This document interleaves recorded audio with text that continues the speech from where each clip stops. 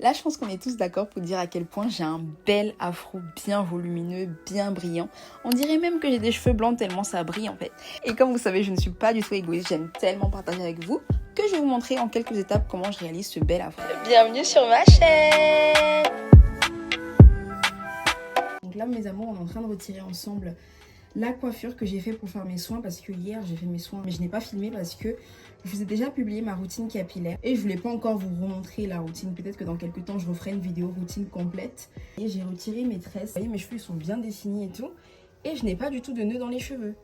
Là c'est bien démêlé et ça m'a évité de démêler mes cheveux encore une fois aujourd'hui. Donc bref, j'ai fini de défaire ici, on va défaire là. L'afro, je vais vous montrer comment je réalise mon afro, mais avant ça je vais vous montrer comment j'étire mes cheveux naturellement sans chaleur.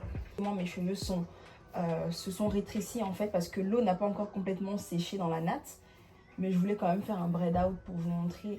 Donc là mes cheveux ils sont hyper longs, et là regardez, le fait d'avoir fait mon shampoing directement sur les nattes, je n'ai pas du tout de nœuds, donc ça m'évite encore de redémêler mes cheveux parce que ça c'est hyper chiant je trouve. Moi je me demande pourquoi avant je ne portais pas mes cheveux naturels, surtout quand j'étais au collège. J'étais pas vraiment complexée par mes cheveux, mais c'est juste que je n'arrivais pas vraiment à les porter non plus, vous voyez. Ça veut dire que j'étais H24 heures en braid. Il faut savoir qu'au collège, j'ai dû porter mes cheveux à tout casser 10 fois sur 3 ans. C'est qu'il y a eu la mode des nappies. Apparemment, dire nappy c'est péjoratif, mais en tout cas, c'était la mode à l'époque.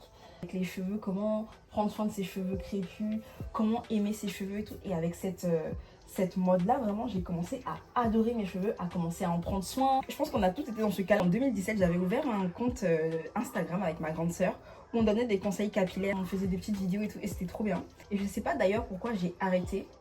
Sauf que je suis revenue là en 2025 pour donner des conseils capillaires, et puis même pas faire que ça. Bien sûr, je suis pas sur YouTube que pour donner des conseils capillaires. Du coup, voilà, je suis hyper contente du travail que j'ai fait. Et c'est pour ça aussi, mes amours, que je dis toujours que je n'accablerai jamais de reproches quelqu'un qui, en 2025, aime ses cheveux mais porte des perruques H24 heures, parce que moi, il m'a fallu quand même assez de temps pour commencer à porter mes cheveux au naturel. Faut laisser les gens le temps d'expérimenter leurs cheveux, d'expérimenter les choses. Parce que maintenant, je porte fièrement mes cheveux. Je dirais pas qu'à l'époque, je n'étais pas fière d'eux. Maintenant, je vais vous montrer comment j'étire mes cheveux. Excusez-moi, je parle un peu trop vite. Je vais vous montrer comment j'étire mes cheveux. J'utilise 2 foulards. Donc là, je vais plier le foulard. Là, je vais faire 2 sections au niveau de mes cheveux. Je vais prendre le foulard et je vais le tourner autour de mes cheveux. Je crois que mes cheveux seront étirés. Donc là, hop. Donc à la base, je devais bien attacher comme ça de la racine. Vous voyez, il y a un peu de cheveux. Après, je vais utiliser un deuxième foulard pour bien étirer cette partie-là. Moi, je vous conseille vraiment de prendre 2 foulards en satin, parce que ça, cette matière-là, elle n'est pas trop bien pour les cheveux. Mais vu que je ne retrouve pas mon autre foulard en satin et que je voulais absolument vous faire cette vidéo pour vous montrer, je vais utiliser ce bandana.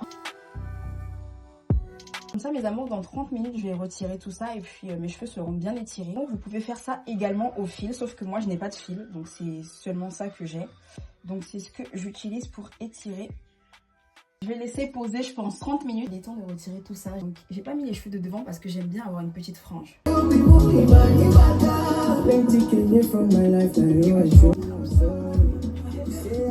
C'est ma musique préférée, hein.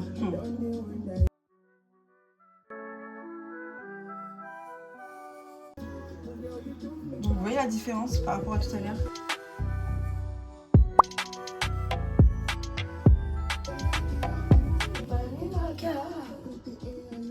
J'aurais pu laisser longtemps en fait, peut-être même toute la nuit pour les étirer, mais là je laissais juste poser 30 minutes et j'ai exactement le résultat que je voulais. No go lie, I need your love, I need your love. D'amour, je vais diviser, enfin je l'ai divisé pour agrandir beaucoup plus mon afro parce que je veux quelque chose d'un peu plus volumineux.